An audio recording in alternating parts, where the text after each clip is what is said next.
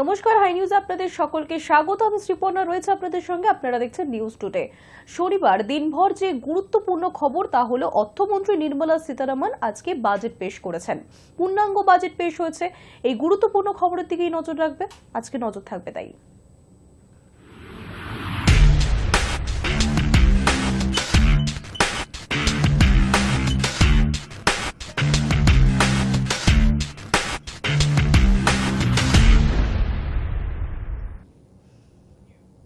আগামী সপ্তাহেই সংসদে পেশ হবে নতুন আয়কর বিল। শনিবার 1 ফেব্রুয়ারি বাজেট বক্তৃতায় সে কথা ঘোষণা করলেন কেন্দ্রীয় অর্থমন্ত্রী নির্মলা সীতারামন। আগামী সপ্তাহেই সংসদে পেশ হবে নতুন আয়কর বিল। শনিবার 1 ফেব্রুয়ারি বাজেট বক্তৃতায় সে কথা ঘোষণা করলেন কেন্দ্রীয় অর্থমন্ত্রী নির্মলা সীতারামন। আয়করের নতুন আইন তৈরি হলে করদাতারা যথেষ্ট সুরাহা পাবেন বলেই স্পষ্ট করেছেন তিনি।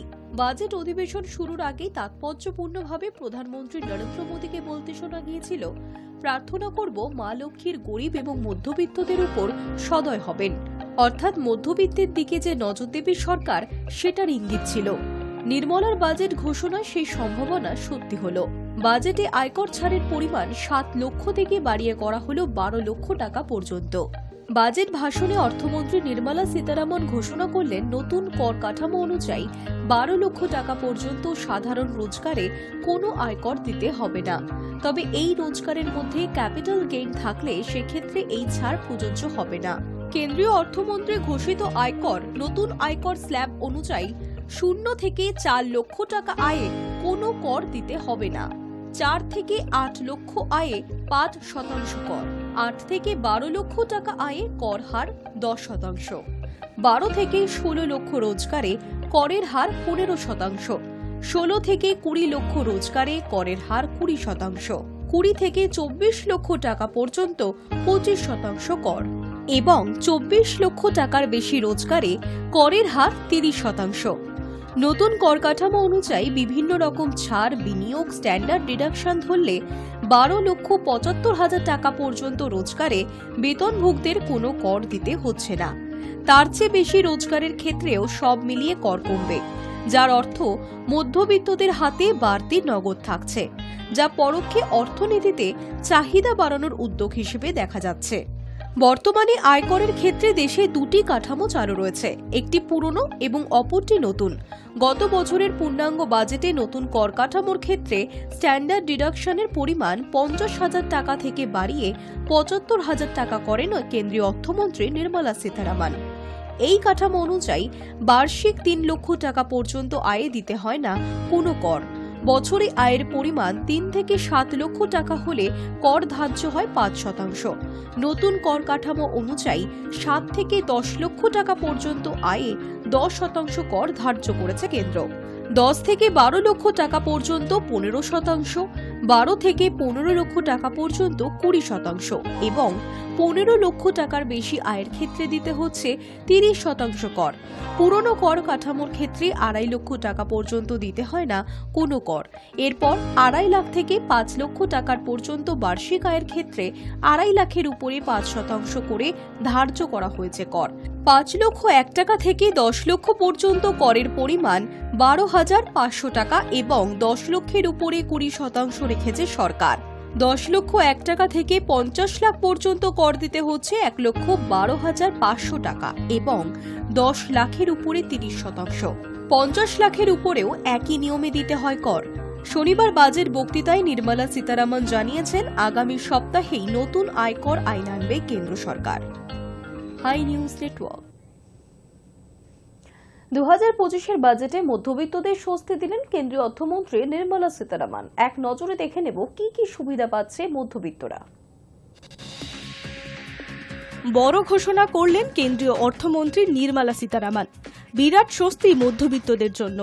শনিবার বাজেট ভাষণে কেন্দ্রীয় অর্থমন্ত্রী বলেন, মধ্যবিত্তদের ওপর সরকার ভরসা রাখছে আর এই বিষয়কে কেন্দ্র করেই সিদ্ধান্ত নেওয়া হয়েছে। তবে বাজেটে স্ট্যান্ডার্ড ডিডাকশনের পরিমাণ ৭৫,০০০ টাকাই রাখা হয়েছে। এছাড়াও অর্থমন্ত্রী প্রবীণ নাগরিকদের জন্যও বাজেটে ছাড় দিয়েছেন। ৬০-এর বেশি বয়স যাদের, তাদের ক্ষেত্রে স্ট্যান্ডার্ড ডিডাকশনের পরিমাণ ১ লক্ষ টাকা ঘোষণা করেছেন কেন্দ্রীয় অর্থমন্ত্রী নির্মলা সীতারামন। অর্থাৎ ১২,৭৫,০০০ টাকা পর্যন্ত আয়ের ওপর কোনো রকম কর দিতে হবে না। সোমবার ৩রা ফেব্রুয়ারি সংসদে পেশ হবে নতুন আয়কর বিল, জানিয়েছে লোকসভার অধ্যক্ষ ওম বিড়লা।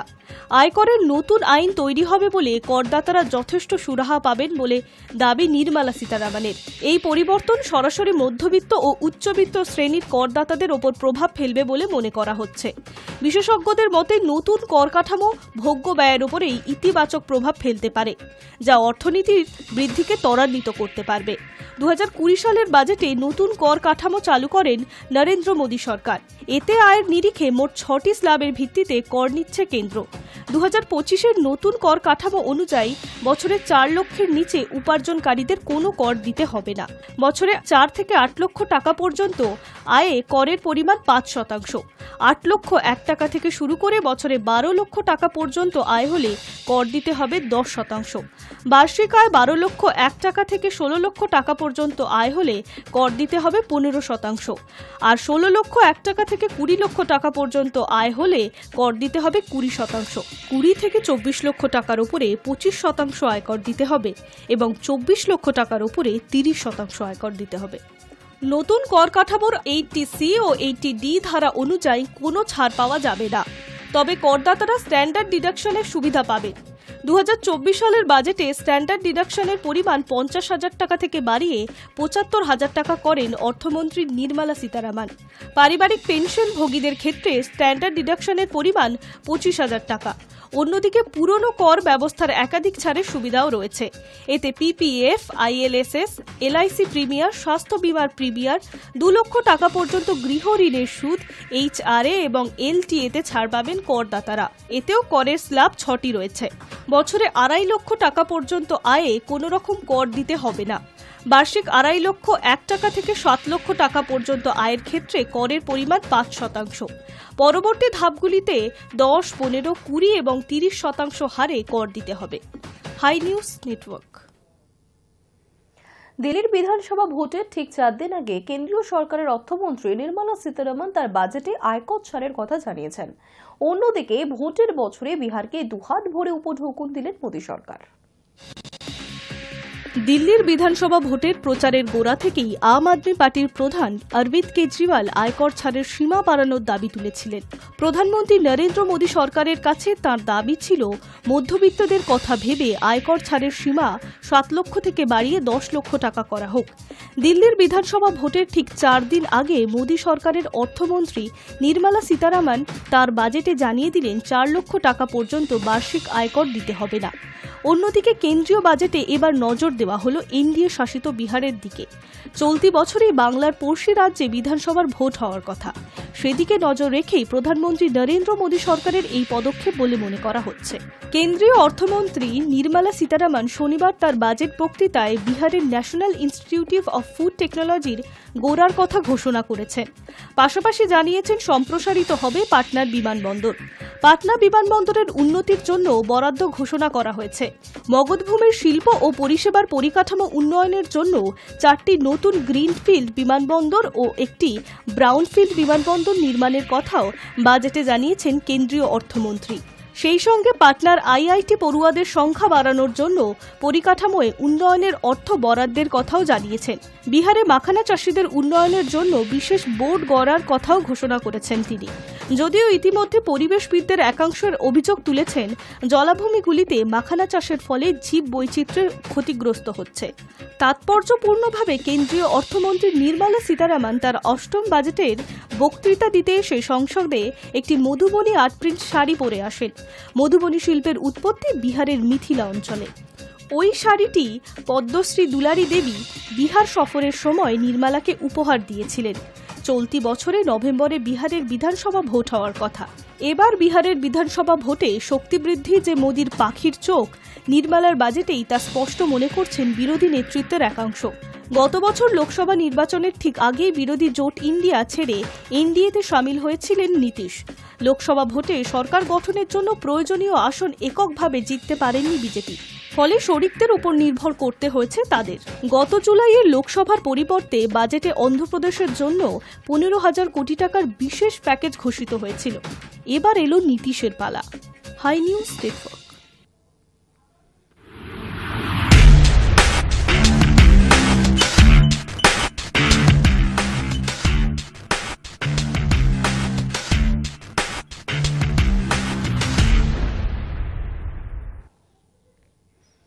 সাত সকালে ধর্মতলায় অগ্নিকাণ্ড, একটি খাবারের দোকানে হঠাৎই আগুন লেগে যায়। প্রাথমিকভাবে মনে করা হচ্ছে শর্ট সার্কিটের ফলে অগ্নিকাণ্ডের ঘটনাটি ঘটেছে, তবে আগুন ভয়াবহ রূপ নেওয়ার আগেই দমকল পৌঁছেছে।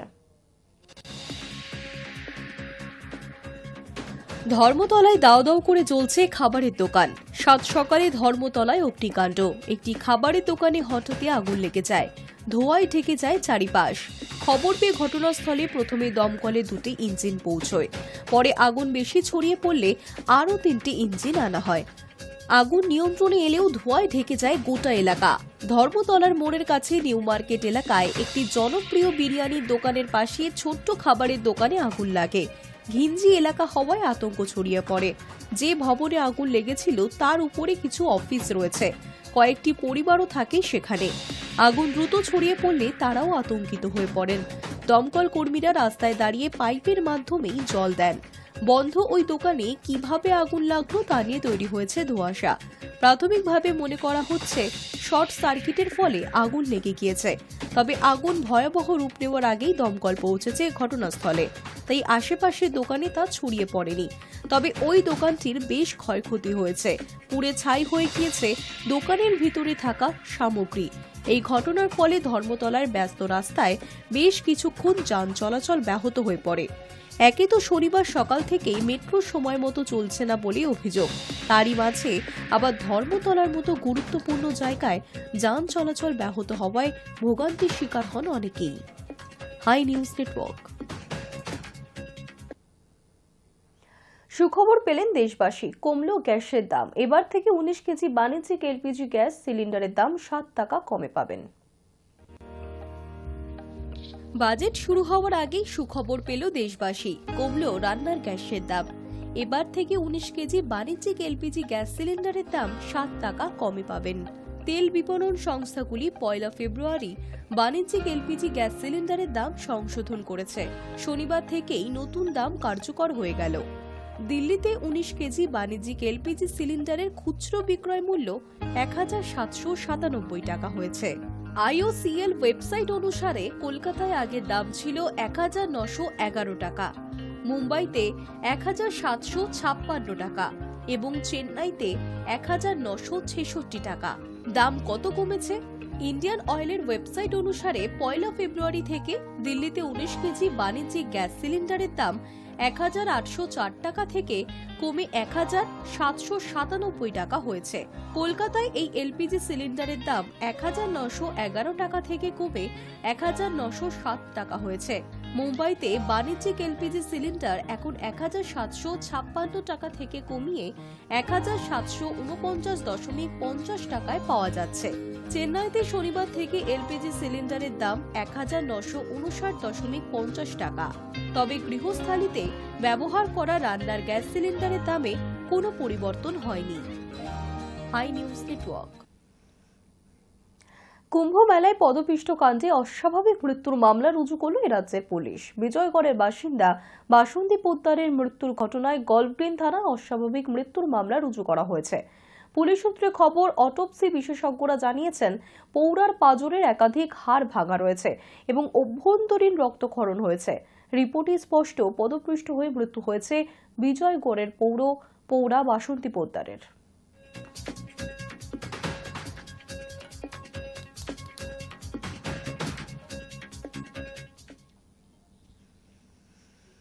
জানুয়ারি মাসের 20 তারিখ হোয়াইট হাউসের ওভাল অফিসে বসেছেন নতুন মার্কিন প্রেসিডেন্ট। আমেরিকার প্রেসিডেন্ট ডোনাল্ড ট্রাম্প ফের মসনদে বসায় কি ভাবছে নয়াদিল্লি?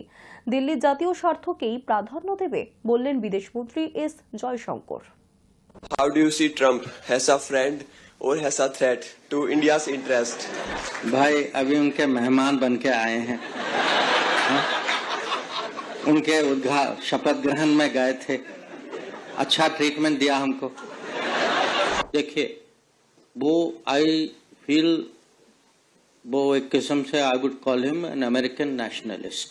उनको लगता है कि जो अमेरिका के लिए करना चाहिए, and because America is a very, America ने पिछले 80 साल में पूरी दुनिया की एक किस्म से जिम्मेदारी ली है, और उनको लगता है कि unnecessarily we spend money on many things we should not have done, we should have instead focused on the American people. ये उनकी सोच। We have our relations with America are good. Modi ji's personal relations with Trump is good. I am quite confident that yes, he will change many things. कभी-कभी हम लोग कहते हैं ना out of syllabus, वो तो बिल्कुल आउट ऑफ सिलेबस। মার্কিন যুক্তরাষ্ট্রের মসনদে এখন প্রেসিডেন্ট ডোনাল্ড ট্রাম্প। ট্রাম্পের নীতি কিছু ক্ষেত্রে আউট অফ সিলেবাস হলেও হতে পারে, তবে তার জন্য ভারতের কোনো সমস্যা হবে না বলেই মনে করছেন বিদেশমন্ত্রী এস জয়শঙ্কর। তার মতে ভারতের বিদেশ নীতি দেশের জাতীয় স্বার্থের সঙ্গে সামঞ্জস্য রেখেই এগোবে। দিল্লি বিশ্ববিদ্যালয়ের অধীনস্থ হংসরাজ কলেজে এক আলোচনা সভায় বৃহস্পতিবার প্রশ্নের উত্তর দিচ্ছিলেন জয়শঙ্কর, আর সেখানেই এই মন্তব্য করেন তিনি। ডোনাল্ড ট্রাম্প ক্ষমতায় আসার পর মার্কিন যুক্তরাষ্ট্রের বৈদেশিক নীতির দিকে নজর রয়েছে গোটা বিশ্বের। ইতিমধ্যে তাঁর বেশ কিছু পদক্ষেপ ঘিরে আলোচনা সমালোচনাও শুরু হয়েছে। তালিকায় রয়েছে অভিবাসন নীতি, আমেরিকার নাগরিকত্ব নীতি এবং বাণিজ্যিক শুল্ক নীতির মতো বিষয়গুলি। জয়শঙ্করের মতে ট্রাম্পের বিভিন্ন নীতিতে বিশ্বে উল্লেখযোগ্য পরিবর্তন আসতে পারে, তবে ভারতের বিদেশ নীতি জাতীয় স্বার্থের সঙ্গে সামঞ্জস্য রেখেই এগোবে বলে জানান বিদেশমন্ত্রী। জয়শঙ্করের কথায় ট্রাম্প অনেক কিছুই পরিবর্তন করবেন, হয়তো কিছু কিছু বদল সিলেবাসের বাইরেও হবে, কিন্তু আমাদের সেই সিলেবাসের বাইরে থাকা নীতিগুলিকে দেশের স্বার্থ অনুসারে ব্যবহার করতে হবে। তার মতে ভারত এবং আমেরিকার কূটনৈতিক সম্পর্ক যথেষ্ট মজবুতই রয়েছে। প্রধানমন্ত্রী নরেন্দ্র মোদীর সঙ্গে ট্রাম্পের ব্যক্তিগত সম্পর্কের কথাও উল্লেখ করেন বিদেশমন্ত্রী। How do you see Trump? As a friend or as a threat to India's interest?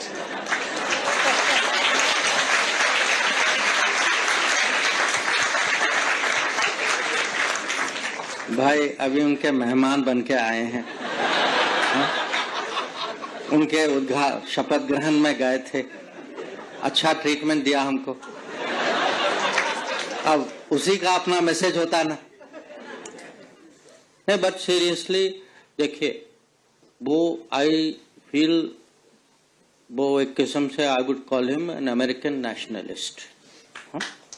और उनको लगता है कि जो अमेरिका के लिए करना चाहिए, and because America is a very, America ने पिछले 80 साल में पूरी दुनिया की एक किस्म से जिम्मेदारी ली है, और उनको लगता है कि unnecessarily we spend money on many things we should not have done, we should have instead focused on the American people. ये उनकी सोच। Our issue today is we have our relations with America are good. Modi ji's personal relations with Trump is good. When I look, what are their policies, there is nothing which is country to country negative about us. So I am quite confident that yes, he will change many things. जो कभी-कभी हम लोग कहते हैं ना out of syllabus, वो तो बिल्कुल out of syllabus. So we have to conduct foreign policy out of syllabus, and if you can conduct foreign policy out of syllabus, I think it will work well. But overall, I look, वो 2020 में भारत आए थे, he has very good impressions of that visit. जो मैंने सुना है वो अभी भी जब बाहर जाने की बात करते, he often refers to that visit, saying मैं भारत आया था, मुझे आदर सम्मान के साथ लोगों ने स्वागत किया। So these things matter, But even interest wise, I feel that there may be some few issues where we may think a little bit differently, but in many areas there will be, at a country to country, there is lot which is in our shared interest. বিদেশমন্ত্রীর মতে Donald Trump একজন জাতীয়তাবাদী American. গত 20 জানুয়ারি ট্রাম্পের শপথ গ্রহণ অনুষ্ঠানে ছিলেন তিনি। ট্রাম্প প্রশাসনের সঙ্গে বেশ কিছু বৈঠকও সেরে এসেছেন। অনেকেই মনে করছেন ভারত আমেরিকার দ্বিপাক্ষিক সম্পর্ককে অগ্রাধিকার দিতে চাইছেন ডোনাল্ড ট্রাম্প। সম্প্রতি প্রধানমন্ত্রী মোদির সঙ্গে ফোনে কথাও হয়েছে মার্কিন প্রেসিডেন্টের। তারপরে ট্রাম্প নিজেই জানিয়েছেন ফেব্রুয়ারিতেই হয়তো হোয়াইট হাউসে যেতে পারেন Modi. Hi news network. News today এখনকার মতো এই পর্যন্তই। দেখতে থাকুন হাই নিউজ, নির্ভীক নিরপেক্ষ।